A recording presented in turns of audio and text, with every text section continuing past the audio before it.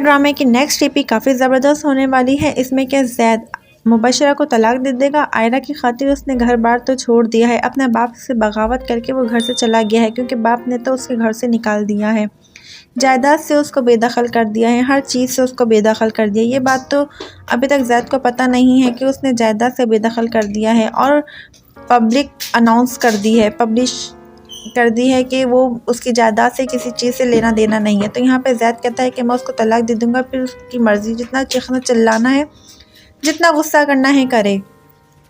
तो यहीं पे जो है मुबशरा जो है अपने ससुर से कहती है कि अगर आपके उसने मुझे तलाक दे दी तो मैं देखिएगा क्या करूँगी, ये बात बिल्कुल मुझसे बर्दाश्त नहीं होगी। हालांकि उसका ससुर कहता है कि तुम बर्दाश्त करो, मैंने ये खाली एक गेम खेला है, वो तुम्हारा ही है, वो तुम्हारे पास ही वापस आएगा। लेकिन मुबशरा ये बात मानने को तैयार नहीं होती। अब देखना ये है कि क्या इनका प्लान कामयाब हो जाएगा, क्या वो मुबशरा के पास वापस आ जाएगा या आयरा के पास चले जाएगा, आयरा से शादी कर लेगा या मुबशरा को छोड़ देगा। आपको क्या लगता है, कमेंट्स करके बताइए। क्योंकि यहाँ पे तो ज़ैद घर से चला गया है, उसने ना तो अपना बैंक बैलेंस लिया ना कुछ लिया, क्योंकि बाप से लड़के वो घर से जा चुका है। घर से जाने के बाद क्योंकि यहाँ पे जब मुबशरा को पता चलता है, वो कहती है कि आपने ये क्या किया, आपने सजा सजाया, ज़ैद आयरा को पेश कर दिया।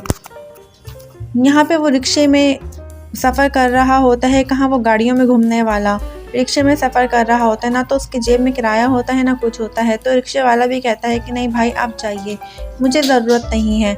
हालांकि अमीर लोग तो ये बिल्कुल भी बर्दाश्त नहीं करते, अपना एक एक पैसा वापस निकलवा लेते हैं।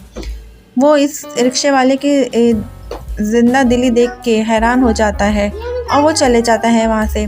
और जब उसको प्यास लगती है, मुंह धोना होता है, तो वो कूलर के पानी को देखता है पहले, फिर हिम्मत करके उसी पानी को इस्तेमाल कर लेता है। कहाँ वो ऐशो आराम की ज़िंदगी गुजारने वाला और कैसी ज़िंदगी गुजार रहा है, और बिल्कुल ही लो क्लास उसमें आ गया है। अब यहीं पे अपने दोस्त के पास चले जाता है रहने के लिए, दोस्त से डिस्कस करता है। वो दोस्त भी यही कहता है कि बहुत गलत हुआ, क्योंकि आयरा के हालात भी अच्छे नहीं हैं। उसके भाई के मरने के बाद तो उनके घर में तो फाके पड़ गए हैं, क्योंकि आयरा की भी जॉब चली गई है। तो यहाँ पे तो मुबशरा हर वक्त गुस्सा करती हुई दिखती रहती है, क्योंकि ये बात तो ज़ैद को बिल्कुल भी बर्दाश्त नहीं होती थी और वो चला गया। इसीलिए वो कहता था ये इससे तो ज़िंदगी इसके साथ गुजारी नहीं जा सकती। तो यहीं पे अपने ससुर से कहती है कि आपने ऐसा अच्छा नहीं करा, आपको ऐसा नहीं करना चाहिए था।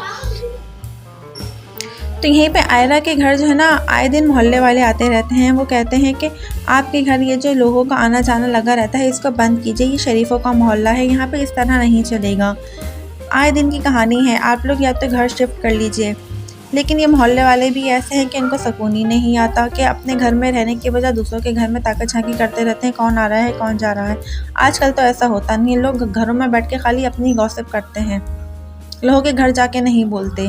खैर ये तो इनका अपना निजी मामला है, क्या कह सकते हैं।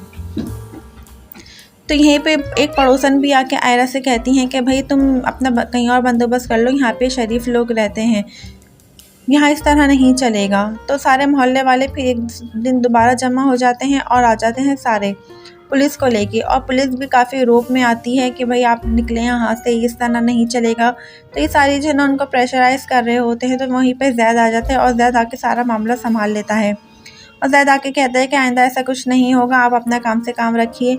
वो काफ़ी मामले को हैंडल करता है और उन सबको वहाँ से चलता कर देता है। तो यहीं पे जो ज़ैद का बाप है वो पब्लिक कर देता है एक न्यूज़ कि मैंने अपने बेटे को अपनी जायदाद से हर चीज़ से बेदखल कर दिया है, मेरी किसी चीज़ पे मेरे बेटे का कोई हक नहीं है। तो यहीं पे ऑफिस वाले सब देख रहे होते हैं और इसकी न्यूज़ उसका दोस्त देख चुका होता है।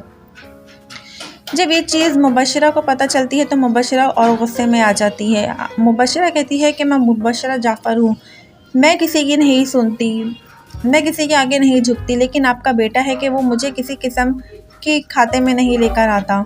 उसने अपने आप को समझ के क्या रखा है, और आपने ये करके तो और उसको आज़ादी दे दी है आयरा के पास जाने के लिए। वो कहती है कि वो पढ़े लिखे हैं, दोनों अच्छी जॉब करके गुजारा कर सकते हैं।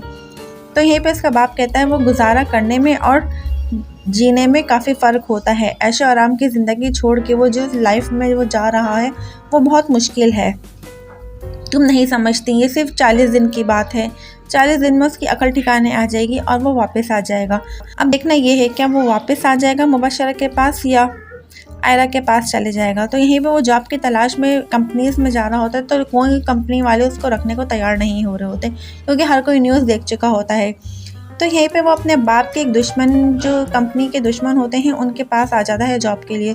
तो कहता है कि वो जैद आया हुआ है यहाँ पे जॉब के लिए। तो कहता है बुलाओ बुलाओ, ऐसा को तो रखना चाहिए, उनसे दोस्ती करनी चाहिए। अब देखना ये तो उसको जॉब पे रख लेंगे और जैद से ताल्लुकात भी अच्छे कर लेंगे। जब ये बात जैद के बाप को पता चलेगी तो वो और गुस्से में आ जाएगा कि वो हमारे ही दुश्मन के पास चला गया है जॉब करने के लिए, क्योंकि उनको तो हर चीज़ बर्दाश्त होती नहीं है, क्योंकि वो भी एक मैं में रहते हैं, जैसे मुबशरा रहती हैं मैं। तो इसी तरह इसके ससुर का भी यही है कि वो कहते हैं जो मैंने कह दिया, जो मैंने डिसीजन ले लिया वही होगा। अब देखना ही है कि इसमें क्या होने वाला है। आपको ये EP कैसी लगी, आपको ये रिव्यू कैसा लगा, हमें कमेंट्स करके बताइएगा और हमारे चैनल को ज़रूर सब्सक्राइब कीजिएगा। आपको मुबशरा की एक्टिंग कैसी लगी और जैद की, क्या मुबशरा और जैद को साथ रहना चाहिए या मुबशरा को अलग हो जाना चाहिए या जैद को आयरा के साथ रहना चाहिए? आपको क्या लगता है कमेंट्स करके बताइए। आयरा का कैरेक्टर कैसा है और मुबशरा का कैरेक्टर कैसा है, क्योंकि जैद दोनों के साथ ही फंस के रह गया है। वो अपनी मोहब्बत को देखे या अपने बाप की जायदाद को देखे, क्या करेगा वो? आपको क्या लगता है? वो हर वक्त मुबशरा का गुस्सा तो बर्दाश्त कर नहीं सकता, इसलिए वो कहता है कि मैं इसको छोड़ दूंगा, उसको जितना चीखना चिल्लाना है, उसको जो करना है करे, वो उसकी मर्ज़ी है।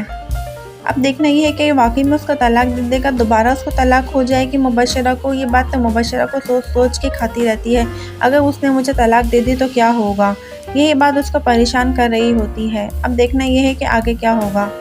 अल्लाह हाफ़िज़।